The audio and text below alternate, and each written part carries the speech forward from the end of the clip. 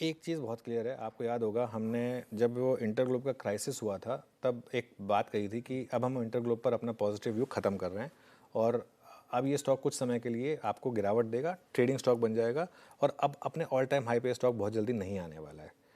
लेकिन फैक्ट ये भी है कि हमारे यहाँ पे ना लोग भूल बहुत जल्दी जाते हैं, सब भूल जाते हैं और ऐसी ऐसी चीज़ें भूल गए हैं लोग। तो ये 4 दिन का क्राइसिस क्या है यहाँ पे हम मैं खैर उसमें जाना नहीं चाहता, ऐसी ऐसी चीज़ें भूल। तो इसके लिए एट सम पॉइंट ये स्टॉक वापस बाय बनेगा, लेकिन अभी थोड़ा समय है। अभी मुझे लग रहा है कि थोड़ा समय है।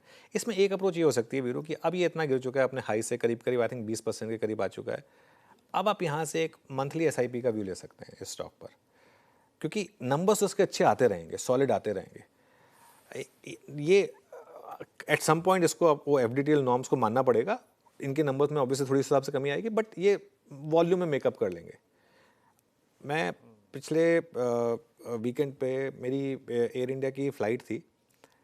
एयर इंडिया की फ़्लाइट जो लैंड हुई वो भी लेट लैंड हुई और एक दूसरी इंडिगो की फ़्लाइट थी वो भी लेट लैंड हुई।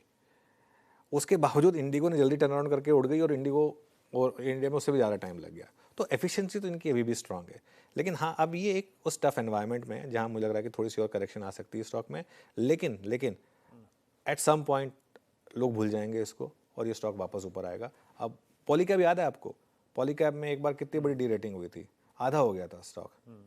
इनकम टैक्स का इतना बड़ा इशू आया था, याद है किसी को? आई थिंक किसी को याद भी नहीं है वो कि ये स्टॉक एक बार आधा हो गया था, वहाँ से वापस डबल हो गया।